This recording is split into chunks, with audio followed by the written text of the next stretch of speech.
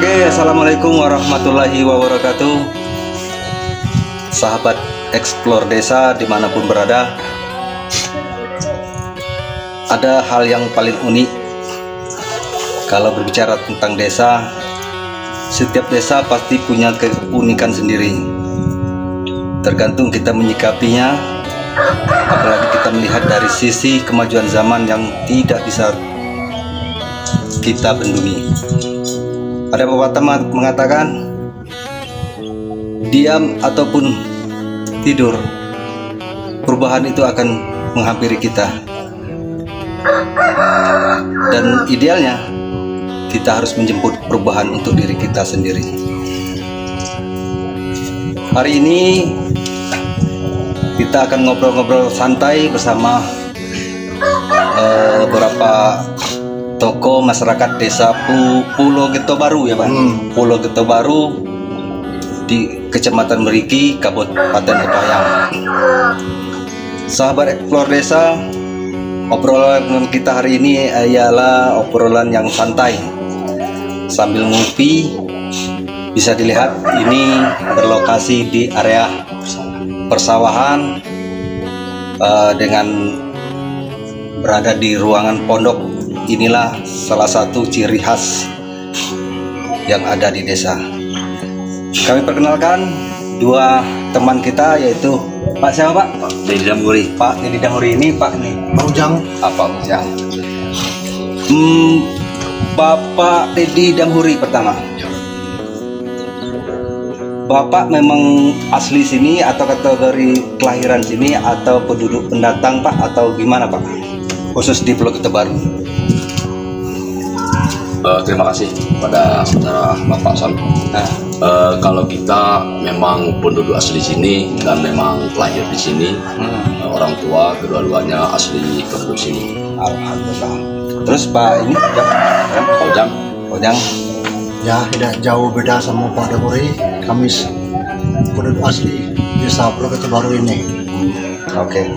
Atau gini Pak, Bapak bisa menceritakan enggak kenangan, mungkin bercerita secara pribadi dari zaman ke zaman, dari masa kecil sampai sekarang, keadaan desa Pulau Geto Baru ini Pak gimana Pak? Silakan Pak, ngobrol saja. Ya, desa Pulau Geto ini dulu kami masih kecil di sini. Persawahan ini bukan sawah begini, tapi sawah. Oh, sawah irigasi yang air itu Pak? Sawah lumpur itu. Oh, sawah lumpur atau Rawa-rawa. rawa-rawa. Sekarang lah berganti seperti tanaman. Dulu ini tempat lapangan, ini adalah tempat kubangan kerbau. Silakan Pak, kalau bisa ditambahkan Pak. Terima kasih Pak Son. Kalau memang kita mau bercerita tentang kronologis tentang keberadaan desa Pulau Geto Baru ini, kalau menurut sejarah, pertama-tama terbentuknya desa ini itu mekarnya dari desa Pulau Geto. Oh, Pulau Geto ya. Pada tahun 2008 kalau nggak salah. 2008. Namun 10 menit lagi kami akan menceritakan kisah sebenarnya terbentuknya desa Pulau Geto ini dan Pulau Geto Baru ini itu pada tahun lebih kurang 1800-an. 1800 sekian. Oh, 1800 itu, ya. Desa tua kami itu berada di sebelah barat. Pak. Sebelah barat desa Pulau Geto yang ada ini itu di samping ataupun sebelah timurnya Sungai Musi. Itu kalau dibilang orang dulu itu namanya Dusun Lama ataupun Sadean. Jadi di situ ada air bermuara ke air Musi. Oh, dan disitulah tempat pemukiman pertama dulu nenek moyang kami. Oh, cikal bakal desa itu. Desa di situ dulu. Desa tua tahun 18 sekian. 1800 sekian. 1800 sekian. Ya. Oh, itu. Seiring dengan perjalanan waktu, jadi pada tahun itu terjadi suatu bencana alam. Bencana alam, Pak. Yaitu gempa bumi yang memakan waktu berminggu-minggu. Oh, itu jadi, ceritanya. Karena adanya keretakan tanah, sebagian dari desa yang lama itu hampir terbis ataupun longsor ke arah Sungai Musi. Jadi sepakatlah para nenek kami ataupun poyang-poyang kami untuk mencari pemukiman baru. Alhamdulillah pemukiman baru ini terbentuklah di Desa Blogto dan Blogto Baru ini. Itu sekelumit cerita asal mula Desa Blogto dan Blogto Baru ini. Tentunya juga seperti kehidupan sehari-hari masyarakat di sini. Kalau dahulu sebelum ada teknologi dan pemikir-pemikir anak-anak muda kini ataupun teknologi modern ini, petani kami itu cuma kopi Pak ya? Kopi terus diselangi dengan tembakau. Tembakau. Yang untuk rokok itu ya? Yang untuk rokok. Jadi tembakau itu diiris dan ada tengkulak-tengkulak ataupun para toke yang menghimpun ataupun membeli tembakau itu. Begitu juga dengan kopi. Namun kopi pada saat itu kopi yang produk dari Belanda itu, kopi yang kecil-kecil itu. Apa itu? Torabika, Robusta. Kira-kira gitulah. Nah, kalau kami di sini bilang itu Pak San, itu kopi pasir. Kopi pasir, ya, kopi pasir, kopi yang kecil itu. Namun seiring dengan waktu, seiring dengan banyaknya anak-anak muda ataupun warga kami yang belajar dan melihat orang-orang di mana kini berganti ke kopi stek. Dan alhamdulillah dengan perkembangan itu nampaknya masyarakat kami lebih makmur dengan cara bercocok tanam dengan menggunakan kopi stek itu. Begitu juga dengan sistem palawija. Kalau dulu kami di sawah-sawah seperti ini yang nampak di depan kita ini, itu habis padi itu ditinggal itu Pak San. Itu ya. Ditinggal jadi blokar lagi, kapan mau nyawa lagi, turun padi lagi, baru digarap lagi. Dan kini ada sebentuk perubahan pola di mana masyarakat kini lebih giat dan lebih teliti menggunakan istilahnya tempat kebunan mereka. Ini sistem tumpang sari. Habis padi, itulah beralihnya untuk menunggu padi nanam lagi. Itu diseling dengan tanaman cabai, jagung, palawija lainnya seperti kacang-kacangan, dan alhamdulillah dari segi ekonomisnya memang membantu untuk perekonomian kita. Iya Pak, ini Pak bisa diceritakan Pak, ini terkait perubahan dari perubahan kebiasaan dari bertani yang lokal seperti tadi dengan berganti dengan sistem yang kopi stek dan ada palawija. Itu yang mendasari perubahan itu apa Pak? Apakah di sini ada transmigrasi atau ada pihak dari penduduk luar yang mengasih contoh seperti itu Pak? Gimana Pak? Terima kasih. Memang benar itu Pak Son. Ya. Kalau memang ada perubahan dari sistem orang-orang dulu, nenek kami dulu dan beralih ke sistem gini, memang benar ada pendatang. Itu transmigrasi dari Jawa tahun itu, dan mereka bercocok tanam di sini, dan cara mereka bercocok tanam juga banyak manfaat dan banyak ilmu-ilmu yang kami peroleh dari orang-orang pendatang tersebut yang bisa diterapkan di sini. Dan seperti hari ini juga, seperti tanaman palawija ini termasuk lain-lainnya seperti sistem pengolahan tanah untuk sawah juga kami banyak mendapat ilmu dari pendatang, khususnya dari daerah Jawa itu. Oh iya. Artinya kalaupun kita terbuka ya kan dengan kemajuan zaman, maka perubahan itu sebenarnya berdampak positif untuk masyarakat. Benar itu Pak.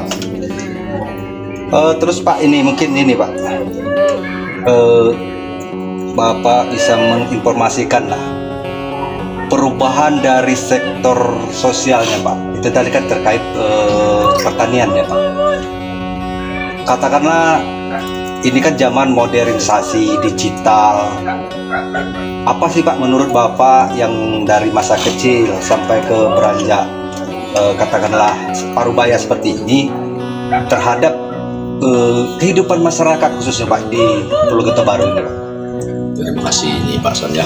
Kalau memang kita mau bercerita mengenai perubahan dari segi sosial, kalau dahulu zaman kami berkisar tahun-tahun 89 dan 90-an, mungkin saat itu masih umur kita masih kekanak-kanakan dan saat itu masih tahapnya bermain.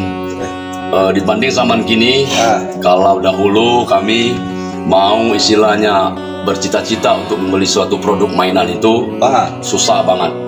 Jadi 1 tahun itu belum tentu kita dapat untuk membeli satu sebentuk katakanlah mobil-mobilan ataupun mainan tembak-tembakan. Dan kami juga dulu zaman kecilnya kita ini Pak Son, kita ini kreatif. Oh, kreatif yang buat sendiri itu. Saking kita ini Pak Son ya, saking kita mau mainan itu seperti misalnya mobil-mobilan.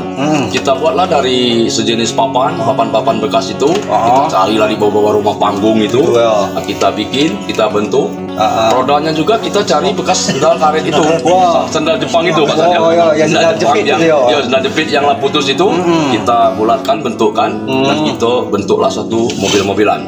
Itu saking zaman itu kreatif ya, kreatifnya masyarakat seumur kita saat itu kan dibanding anak-anak kini. Oh itu Pak. Yo, jadi selanjutnya juga kehidupan sosial dahulu dibanding kini itu memang banyak merajuk ke tingkat teknologi yang bagus, dimana kalau kini kita lebih cepat mengetahui segala bentuk informasi ya Pak, baik itu dari luar maupun dari luar negeri kita juga. Kita kini sudah tahu. Kita dulu ada pesan nenek kita, koyang kita, katanya Cung, nanti suatu saat kita bisa melihat kegiatan orang di luar sana katanya. Oh jadi saat itu nenek moyang kita lah bisa prediksi apa yang terjadi saat ini. Iya, apa yang terjadi saat ini kita bisa melihat kejadian di luar sana. Dan alhamdulillah ternyata prediksi dan tebakan dari nenek moyang kita itu betul terjadi. Seperti salah satu medianya televisi, handphone dan lain-lainnya, media-media seluler lainnya. Dan memang benar nenek itu termasuk peramal yang andal itu. Luar biasa itu Mas. Betulnya tuh Pak. Jadi aku juga pernah merasakan sendiri gitu kan. Dulu orang ngomong, nanti kalau dulu kan ceritanya kan, orang dulu kan ada daya magisnya kan, magic. Dalam waktu sekian jam, nenek ini bisa sampai ke salah satu tempat. Tapi sekarang jelas itu. Contohnya video call. Saat ini bapak ini nelpon saya pakai video call dalam bentuk yang bersamaan. Jangankan suara, videonya itu langsung sampai gitu kan. Artinya ya itu, artinya teknologi itu bisa mengalahkan. Nah Pak, menyikapi ini tadi Pak dengan teknologi ini Pak, mungkin Bapak bisa kasih saran atau untuk khususnya kalangan muda dan yang lainnya Pak, sarannya itu Pak terkait dengan kemajuan zaman dari segi positif menurut Bapak idealnya gimana Pak? Oh, kalau menurut kami ini Pak Son ya, memang dengan seiring dengan kemajuan teknologi, apalagi saat ini kita lihat itu serba zaman digital, segala sesuatu sangat cepat dan sangat mudah untuk dipergunakan alat-alat transportasi, termasuk juga alat perabot-perabot dan sebagainya yang ada di rumah kita kan. Untuk itu terkhusus bagi anak-anak muda, motivasi anak muda yang memang benar istilahnya kita sudah terjun ataupun ikut di zaman sekarang ini. Kita tidak bisa pungkiri, kita juga tidak bisa mengelak, kita harus mengikuti zaman ini. Kita harus menjemput perubahan itu. Kita harus jemput juga yang namanya perubahan zaman digital ini. Pesan saya satu untuk anak-anak muda, untuk cucung, untuk generasi kedepannya, tolong manfaatkanlah informasi ataupun apa yang ada di saat zaman ini. Memang unggul dan memang maju. Pilihlah hal-hal itu. Kalau memang seperti media massa ini, katakanlah handphone dan sebagainya ini, gunakanlah untuk hal-hal yang positif. Lagi itu berguna untuk menimba ilmu, ya kita manfaatkan. Tapi kalau memang hal-hal yang negatif, kita pilih dan kita pilih. Itu pesan kami untuk anak muda dan cucung-cucung kami dan keturunan berikutnya. Ya, terus ini Pak Ujang, mungkin bisa ceritakan lagi Pak Ujang, dari Pak Ujang, supaya anak muda ini, khususnya masyarakat pemuda di desa kita ini, tidak hanya berpikir bahwa kalau untuk cari kerja gitu kan, hanya di kota merantau. Karena kalau kita lihat kan, ternyata di desa seperti ini banyak potensi yang kita bisa gali, bisa kita kembangkan, yang bisa menyelesaikan kemajuan zaman. Menurut Bapak gimana Pak? Gitu Pak. Nah, itu. Ya seharusnya daripada merantau lebih baik tempat kita sendiri. Harus tahu lah kita merantau, namanya merantau. Tempat orang. Lama kelamaan akan pulang juga. Jadi lebih bagus lah ilmu itu ditingkatkan, diterapkan di desa. Itu betul Pak. Ilmu itu terapkan di desa, di mana ajak anak-anak pemuda-muda di desa-desa ini untuk memajukan berkarya di desa. Betul Pak. Berkarya, yaitu masalah teknologi gimana harus diterapkan. Jadi pemuda-pemuda di desa ini tidak akan merantau. Karena di perantauan itu kadang-kadang belum juga menjamin, kadang-kadang justru lebih susah gitu ya. Bukan kita kontak melemahkan orang merantau kan. Ternyata di desa itu banyak yang bisa digali, yang bisa mengikuti zaman. Itu motivasi kawan-kawan. Jadi betul apa yang Bapak sampaikan toko 2 di samping saya ini. Ternyata itu tadi balik ke cerita awal tadi. Perubahan itu tidak bisa dielak. Kita harus menjemput perubahan itu dimanapun. Bicara tentang desa, ternyata di desa itu sumber potensinya tuh luar biasa. Tinggal lagi kita mengembangkannya itu ya Pak, intinya ya. Karena dari zaman ke zaman itu teknologi yang namanya informasi, digital dan sebagainya itu ya harus tidak bisa kita elak lagi gitu kalau kita ikuti ya. Seperti pengalaman beliau ini. Dia sudah malang melintang di desa ini, melihat perkembangan dari zaman ke zaman. Intinya yang bisa disampaikan dalam ngobrol kita hari ini, janganlah kita hanya berpikir tentang yang terlalu wah gitu Pak.